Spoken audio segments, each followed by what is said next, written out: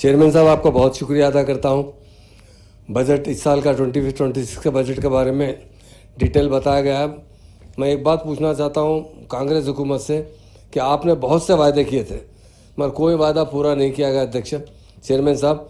और हर तरीके से तमाम कमेटी को, माइनॉरिटी नहीं सारी कमेटी के साथ जो वायदे किए गए थे, इलेक्शन से पहले जो वायदे किए जाते हैं वो वायदे पूरा करना उनका फ़र्ज़ बनता है। मगर इस मरतबा इस बजट में कोई भी वायदा पूरा नहीं किया।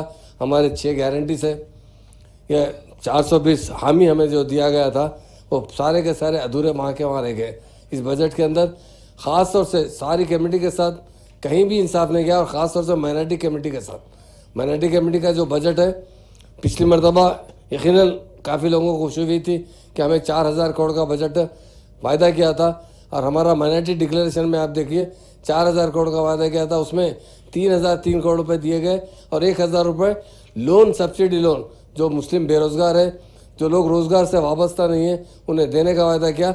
मगर 1000 करोड़ में एक भी रुपया सैंक्शन नहीं किया और 3000 करोड़ के अंदर 35% 40% का खर्चा किया गया। अभी मैं बताता हूँ फिगर्स बहुत से। उसके अंदर जहाँ तक हो सके हम यही चाहते हैं जो हुकूमत पावर में आने से पहले वायदे करती है उसे पूरा करना कांग्रेस पार्टी का दौर है। कांग्रेस पार्टी ने हमेशा 1-2 साल नहीं 48 साल हुकूमत की चेयरमैन साहब, कभी भी माइनॉरिटीज़ के एजुकेशन पर तवज्जो नहीं दी। हमारे जो रेजिडेंशियल स्कूल है दिन ब दिन अभी हाल इनका इतना ख़राब होते जा रहा है। वहाँ फूड प्रोवाइड जो किया जा रहा है, लोग रो रहे हैं, उनके बच्चे सेहतमंद के बजाय सेहत ख़राब होती जा रही है। उन बच्चों को अच्छी फूड प्रोवाइड करना चाहिए, उन बच्चों को अच्छे तरीके से एजुकेशन देना चाहिए, क्योंकि एजुकेशन जो होता है सबसे अहम होता है। हमारे माइनॉरिटीज़ कमेटी में एजुकेशन में बहुत बैकवर्ड है।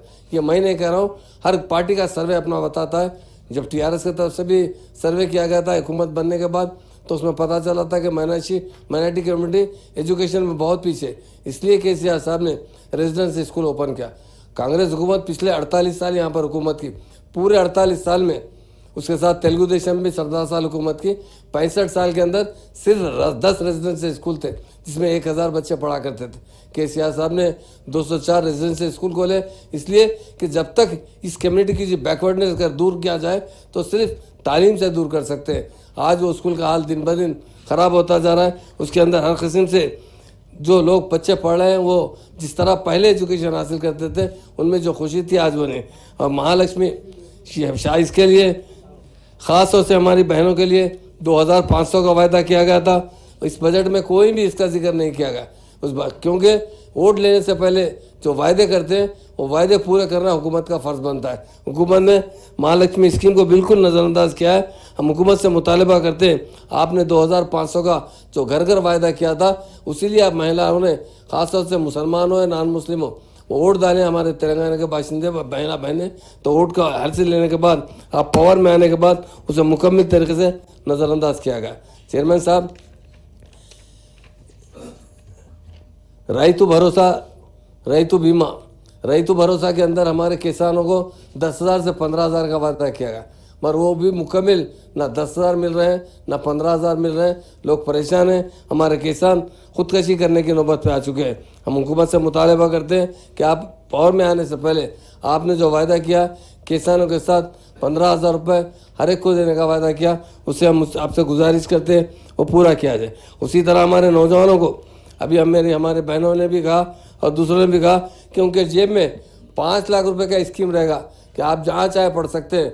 आज 1 रुपया भी स्कीम नहीं है, किसी को भी 5 लाख रुपए क्या 5 रुपये नहीं दिया जा रहा है। सिर्फ वायदे किए गए वो पूरा नहीं किया गया। इसीलिए आप देखिए कर्नाटक में कांग्रेस ने अच्छी मेजॉरिटी से जीती, उसके बाद तेलंगाना के अंदर फिर अच्छी मेजॉरिटी से जीती, क्योंकि 6 गारंटी ऐसे बताए गए थे कि 6 गारंटी में सारे लोगों को, माइनॉरिटीज़ को भी इंक्लूड किया गया था। उनमें अच्छे स्कीम बताए गए थे। मगर उसके बाद जितने इलेक्शन हो रहे, चाहे वो हरियाणा इलेक्शन हो, चाहे महाराष्ट्र का इलेक्शन हो, चाहे दिल्ली का इलेक्शन हो, कांग्रेस को हारना पड़ा। इस वजह से कि जो वायदे किए गए झूठे वायदे थे। आवाम को सिर्फ वोट लेने के लिए वो वायदे किए गए थे, वोट लेने के बाद वायदे पे अमलावारी नहीं हुई। दूसरे स्टेट में बताया गया, तेलंगाना स्टेट में देखिए हम इतनी अमलावारी कर रहे हैं। मगर जब लोग, आजकल कम्युनिकेशन इतना एडवांस हो चुका है, इलेक्ट्रॉनिक मीडिया और प्रिंट मीडिया, इमीडिएट एक दूसरे को न्यूज़ मिलती है। लोगों ने इंक्वायरी किया तो पता चला तेलंगाना में जितने वायदे किए गए थे वो वायदों पर अमलवारी नहीं है, इसलिए दूसरे स्टेट में कांग्रेस को शिकस्त का सामना करना पड़ा। मैं यही कहना चाहता हूँ कि जहाँ तक हो सके हम अपने लोगों को जो जो हम वायदे करते हैं, खासतौर से कांग्रेस ने स्टूडेंट के अलावा तेलंगाना हर मंडल में इंटरनल स्कूल खोलने का वायदा किया गया। आज तक कोई स्कूल नहीं खोला गया, और जो स्कूल रेजिडेंशियल स्कूल है उसे भी देखने की बात नहीं। और से स्कॉलरशिप का ये हाल है चेयरमैन साहब कि बच्चे अमेरिका, ऑस्ट्रेलिया, लंदन में पढ़ रहे हैं, बड़े परेशान है वो बच्चे। हम बार बार हुकूमत को तवज्जो दिला रहे हैं। मैंने कई बार कई लेटर लिखा है कि इन बच्चों का कम से कम इंस्टॉलमेंट देंगे तो बच्चे पढ़ सकेंगे। वहाँ पर उनको तालीम में कॉलेजों में उन्हें दाखिला नहीं दिया जा रहा है, और जो दाखिला ले चुके हैं बच्चे उन्हें सर्टिफिकेट नहीं दिए जा रहे। हमारे बच्चे परेशान हैं। और सर स्कॉलरशिप इतनी अहम स्कीम थी, केसीआर साहब ने उसके लिए 20 लाख रुपए देने का ऐलान किया और देते रहे। लोग कहते थे उस ज़माने में, मैं था एक बार, हमारे IAS अफसर भी कह रहे थे कि हमारे चीफ मिनिस्टर साहब से, साबिका चीफ मिनिस्टर साहब से, साहब ये 20 लाख की रकम बहुत बड़ी रकम है, हम रिफंड लेंगे। केसीआर साहब ने कहा कि मैं बच्चों को जो दे रहा हूँ इन्हें डेवलप होने के लिए, इन्हें आगे बढ़ने के लिए, तालीम हासिल करने के लिए दे रहा हूँ, पैसे लेने के लिए। अगर ये अच्छे हो जाएंगे तो अपने सारे ख़ानदान की किफ़ालत कर सकते हैं। ये बहुत अच्छी स्कीम है, पर आजकल काफ़ी इसके अंदर लोग परेशान हैं। मेरी हुकूमत से मुतालबा है उससे स्कॉलरशिप स्कीम में उन्हें जहाँ वायदा किया गया उसे ज़रूर दिया जाए बच्चों को।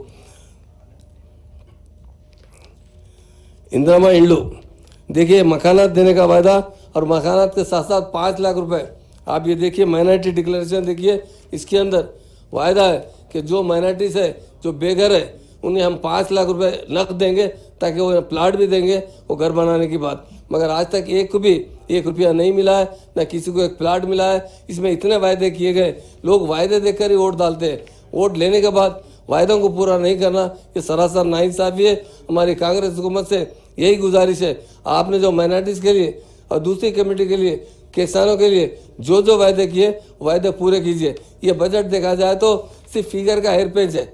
ये बजट के अंदर किसी किस्म के नए स्कीम नहीं है। और ख़ासतौर से तेलंगाना मूवमेंट में जो लोग पार्टिसिपेट कर रहे थे उन्हें भी वायदा किया था कि हम उन्हें एक प्लाट देंगे और उन्हें मकान बनाने के लिए पैसे देंगे।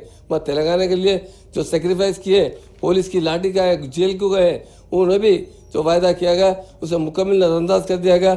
हमारी हुकूमत से यही मुतालबा है कि जो आप वायदे किए वो पूरे किए जाए। खत्म कर दीजिए। होगा 1 मिनट बिल्कुल हो।